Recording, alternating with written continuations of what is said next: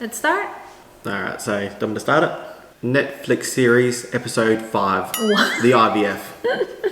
I love how people are saying this is like a Netflix series.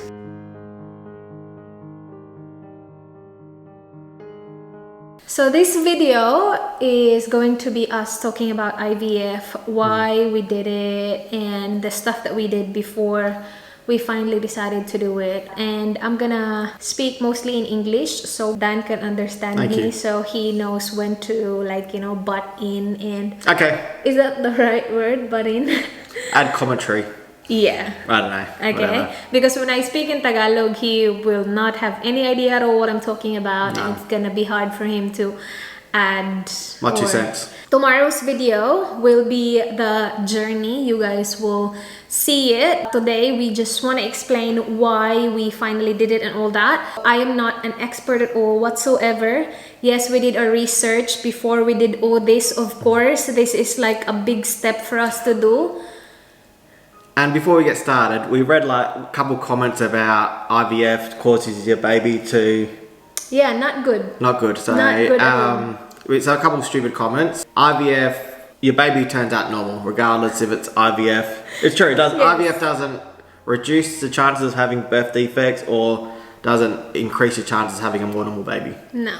Yeah. And IVF has been around for a really long time. Really The long first IVF baby was way back in 1978. Whoa. There you go. And there Jesus. are Good millions. And there are millions of IVF babies all over the globe. So it's nothing like out of the ordinary at all. Mm-hmm. Yes, not a lot of people will go jump on the process right away because first of all, it is an expensive process and it will just... It's mentally Yeah, draining as well. it is. You gotta be prepared. You gotta be strong to do it, Yeah, to be honest with you. yeah. So Not everyone can do it. So again, I am not an expert at all whatsoever. IVF is, they put you on a treatment. They give you hormones to increase your egg count.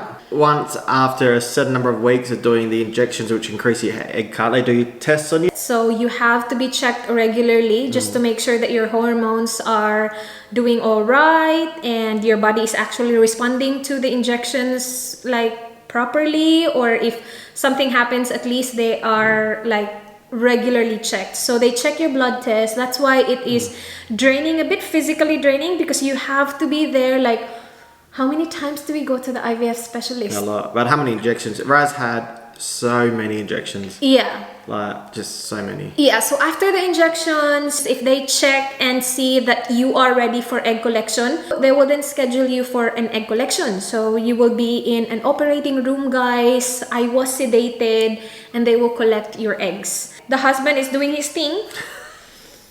Yes. My thing is, they give me a little cup, and I go to this little room, and then 5 minutes later, I come back out, and that cup has the baby batter in it. Yes. Yeah. So it is my eggs and my husband's sperm. Great looking kids. Oh yeah. Oh yeah. Very good. You can also choose a sperm donor because there are a lot of single moms out there that doesn't have a partner and they want to have babies, and then they inseminate. That insemination is when they put the egg and then put the best sperm that they found and then wait for that to develop. Once that's developed, they will put that in the mother's uterus and wait for it to develop even more. So that's what happened. That's what IVF is. There's a lot more to it, which, like, again, I'm not an expert. If you want to look it up, feel free. It's all over the internet. It's all over YouTube. There's a lot of YouTube videos. I'll watch tomorrow's video. That'll give them a bit of an idea of the process as well. Okay, watch my video, please. Just watch our video first, and then watch somebody else's after that. Thank you. When did we actually start trying? May, June 2018. So I stopped taking contraceptive pills in May of 2018. So we started in June. And do you remember what we did? Where were we, June? We were here still. Yeah, and then I think it was June, July that we were in Melbourne. We attended Jen's birthday, remember? Okay. Yeah, so Hello, Jen. in June we started trying. I remember vividly that Dan and I were so excited because we were not gonna try then, but Our plan was to try in August actually, because we had that USA trip planned for October, November, and you didn't want me to be like fully pregnant for our trip. Yeah, gotcha. Yeah. Yeah. But we were like, you know what? We want a baby. So we tried in June, and I remember we looked up how to make babies. Of course we know how to make babies. Yes. But there is a bit of a science to it because, as you all know, it's actually only a small window when it can happen. Your fertile window. And the fertile window is about 4 or 5 days, roughly. Yeah. Roughly. About a week, because you have like, I think 2 days after you ovulate. Yeah. But yeah, we had to look it up, like just to get timing right. We're not stupid. we know how to make babies, guys. Just to know the timing. So, yeah, but I remember looking that up. When we say we started trying, we started actively trying. Because for some couples, they say, oh, we started trying, but they're just like having sex without even like... knowing when's the best time. Yeah. So we actively started trying in June, and we didn't stop. I know that in my video, our first pregnancy test was in August. The reason why is because we didn't get a chance to do pregnancy test because my period came, and that means obviously I'm not pregnant. We didn't really tell you guys that we actually were trying actively because it was very private for us in the beginning. Like all the way through was private. We kept it all pretty private. Yeah, but I started sharing just a little bit in the vlog when we were already 6 months into it, like trying actively, and nothing was happening. I remember that because that was, I think, in December, one of my vlogmas, when my video title was why we don't have a baby yet. Like, who doesn't want a baby? Because people will just assume that they know what's going on. It's like, oh, it's obviously they don't want a baby because they want to keep traveling and all that. Like, we'll still travel with the baby. Yeah, we will still travel. Always. And now it's just gonna be more fun because we will have, like, you know, more luggage room. Yeah, true. But it came to a point where, you know what, let's just put it out there that yeah, we are actively trying, hoping that people will stop asking us like, when are you gonna have a baby and all that. But it didn't stop, so that didn't really help. But at least people knew that like we were doing something. We were doing a lot of tests as well because we just want to know what was happening. Like, is there something wrong? And nothing's wrong. When I say nothing's wrong, it's not just like I feel that there's nothing wrong with me. I was tested, Dan was tested multiple times. Different tests as well that can be a factor of you not having a baby, and everything came back normal. Everything's normal. Yeah, and what we found out is about 10% of people just have trouble getting pregnant for unknown reasons. So they just don't know. They do all the tests, medically they're all fine, but for whatever reason, they just can't conceive naturally. So we're in that 10%. There's obviously a reason, but there's no medical reason why. I had my fallopian tubes tested. I was very confident that nothing's wrong there. But I just want to know, if you really badly need something, you just want to know what is wrong so you can fix it. I had my fallopian tubes tested where they put like dye in your fallopian tubes just to check if it's blocked or not. It's not blocked, obviously. Again, everything's normal. And that was so freaking uncomfortable and painful. Like, August of 2019, we saw our OBGYN, our OB now. Yep. So it has been more than a year. We already had IVF in mind then. And we want a baby. So We want a few babies. Yeah. We wanted it so bad that, you know what? Like, how long are we gonna wait? Like, you know, how long are we gonna try naturally? I'm not getting any younger. So we decided to see our OB, and she basically confirmed it for us that, yeah, you can go ahead with IVF. So she referred us to an IVF specialist, which is actually not the IVF specialist that we ended up going with. And she was very positive. Seeing our results, all our medical records, she's like, oh yeah, you're gonna be pregnant before the end of this year. You're definitely going to be pregnant this year. And that was August when she told us that. We took the earliest appointment to this IVF specialist that she referred us to. We went and saw him, and pretty much from the first visit, we both didn't feel very comfortable. It was a very cold feeling behind it, and we left there, and at the end I just said, I don't feel comfortable. But we thought we'll just persist with it.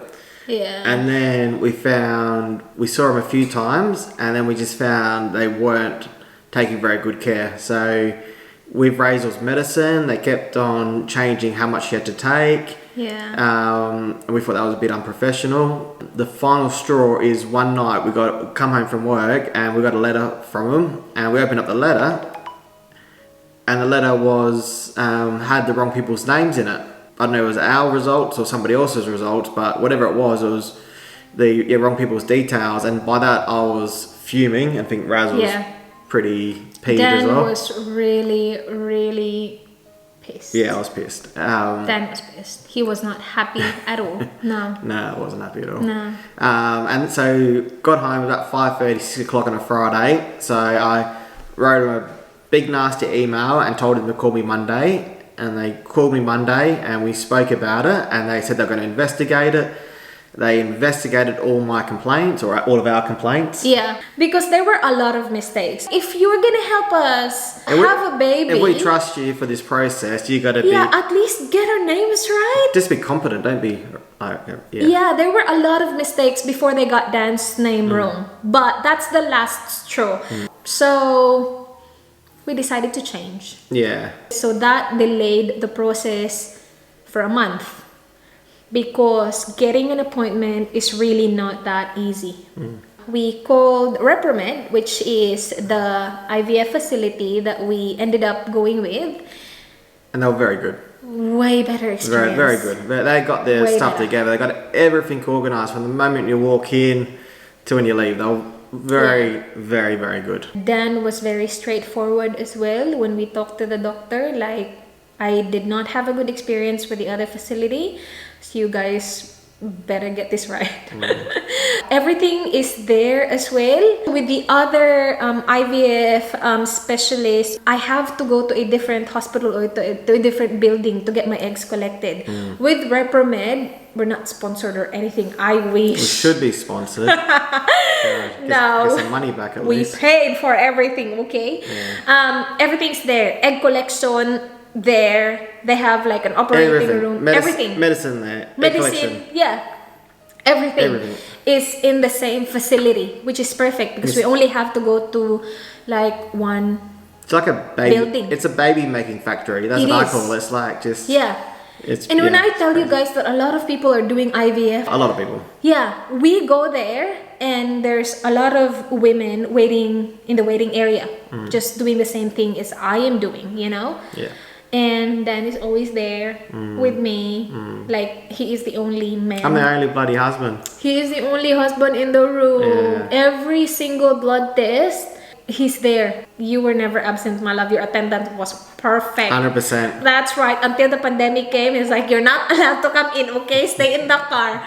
But yeah, he was there. And did you feel bad at all that you were the only husband there? No. Maybe that's the reason why I didn't really care about telling people, because like, having Dan, that's like all I need, really. Like, I don't really tell people. I didn't. I told my... You told a couple people. I told my boss. He's got 2 kids from IVF. Alright, so we finally have Repromed and we're happy with their service. So obviously we went ahead. We were really determined, like, we are gonna do this and we will make this work, you know? And I think one of the reasons why we were able to go through it as... I really can't say smoothly, but not as hard, is because we still like travel. We have something to look forward to while... Yeah, so we decided why it's taking longer, we'll just keep on traveling and do as much as we can. Yeah. And enjoy life while we're still waiting. We knew it was going to happen. The whole process was going to happen. It's just when was the question. So last year we went into Philippines, Japan, Korea. last Yeah. year. So we did as much traveling. I'm not saying that, go travel while you're doing IVF. Keep on living, enjoy your life. Yeah, while you're waiting. keep on living. Do what you love doing while doing it. Yeah. While doing IVF on the side. If you focus on it, it's just gonna shake your whole world. Because it's not always gonna happen the way you want it to happen. Yeah. So We did 2 cycles. 2 cycles and 3 transfers. 3 embryo transfers. Yeah. So there were 2 failed embryo transfers. And that's not easy to go through at all. No. Yeah. Yeah. So when you do it, do not expect that it's gonna happen right away for you. Yeah. Because I thought it was gonna happen right away for me, because I was like, I'm fine, like nothing's wrong with me, so I should be fine, right? They will just put the embryo in me and the embryo will develop and I'll be pregnant. That was not the case at all. So I had to go through 3 embryo transfers. So we did Lucky 3 you are, baby. one of them we did the day we went to Melbourne, actually. Yeah. So Sissy was here for that first one, and we did it. And then a couple of hours later, we jumped on a plane to Melbourne for Yeah. a little trip. So after the first embryo transfer, that was a fail. The doctor said that usually I recommend for the woman to take a month's rest. Just emotionally, there's no medical reasoning behind it. Just mentally take a rest, because that's a lot to take in. Your embryo didn't develop, it didn't implant. But we were like, you know what? We have 1 embryo more. That's for the first cycle. Stick it in. Stick it in. Stick it in. I didn't expect that it was gonna be really physically draining, because I thought it was just gonna be another transfer, but no, it's not. There were no injections. We just have to wait for my normal ovulation and all that for them to know when to put the embryo in. But in order for them to know what's going on in my body, I have to have my blood taken every other day. That was draining, physically draining. So you have to have the time if you want to do IVF.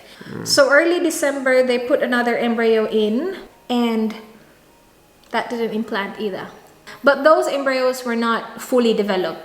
They just put it in me because those were the only embryos that we have in that cycle. Yeah. But you guys will understand more when you see the video tomorrow. I think that's gonna be a 2-part series. So maybe tomorrow and the next day.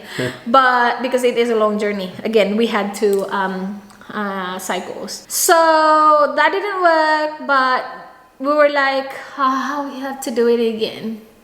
We just cannot give up. If you say you will start another cycle, that means you will start another cycle, like another payment.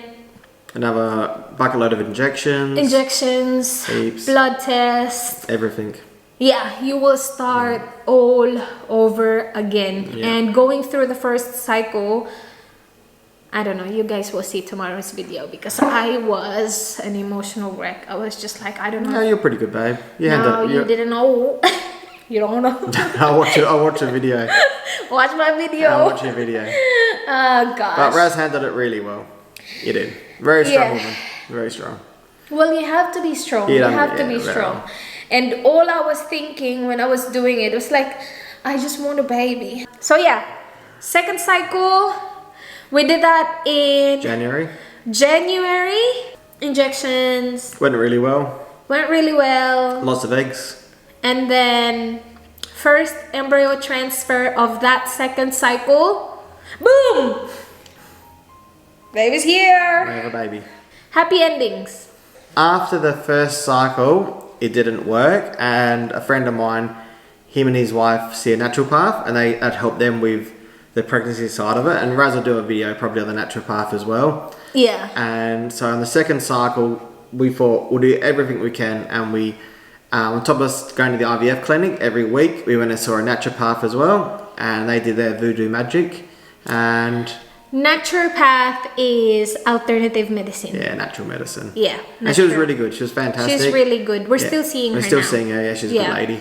Yeah. So we were doing naturopath with IVF. Yeah. So we figured to do everything we can. Yeah. And then.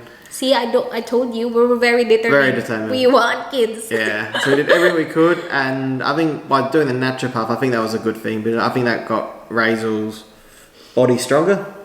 Yeah. Like she just with naturally. The medicine, like you felt better, didn't you, with all the medicine she gave you? Yeah, my skin was really good. Yeah. Yeah. Yeah. But it didn't taste good at all.